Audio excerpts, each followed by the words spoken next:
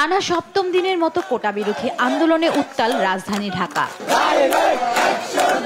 দাবি আদায়ে টানা দ্বিতীয় দিনের বাংলা ব্লকেট কর্মসূচির অংশ হিসেবে রাজধানীর শাহবাগ মোড় অবরোধ করে শিক্ষার্থীরা। যারা কোটাও নাই, যাদের প্রশ্ন কেনার টাকাও নাই, তারা যাবোটা কোথায়? আমরা যে মেধাবীরা তারা পুরোটাই হতাশ হয়ে আছে। এখন আমরা পুরোটাই হতাশ।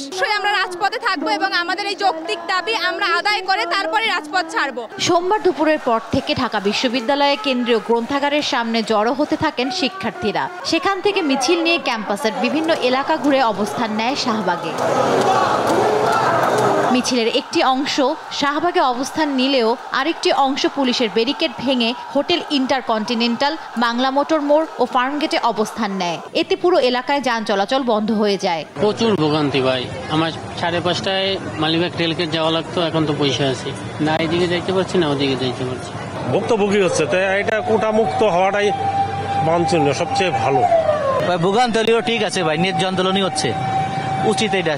এদিকে সোমবার বিকেল 4টার আগেই ঢাকা কলেজের মূল ফটকের সামনে উপস্থিত হন 7 কলেজের শিক্ষার্থীরা।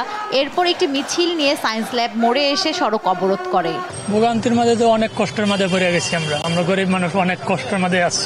আমাদের যাত্রী যা আসলো ভাড়া দিয়ে ফেরত দিয়ে নামাই দিয়ে চলে গেছে, এখন বসে রয়েছি। ছাড়লে তো যাবো, যে গাড়ি যে ঘুরাবার কোনো পরিস্থিতি নাই। সবকিছু মেধার মাধ্যমে বিচার হওয়া উচিত।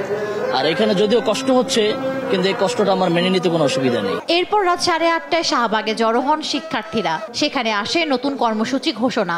আমরা আগামীকাল সারা দেশে, সারা ঢাকা শহরে আমাদের যত শিক্ষার্থী প্রতিনিধি রয়েছে তাদের সাথে সমন্বয় করব, গণসংযোগ করে আমরা বুধবার কঠোর কর্মসূচি দিব। এ সময় সরকারকে দায়িত্বশীল বক্তব্য দেওয়ার আহ্বান জানান কোটা আন্দোলনকারীরা। জান্নাতুল মোহনা, দেশ টিভি, ঢাকা।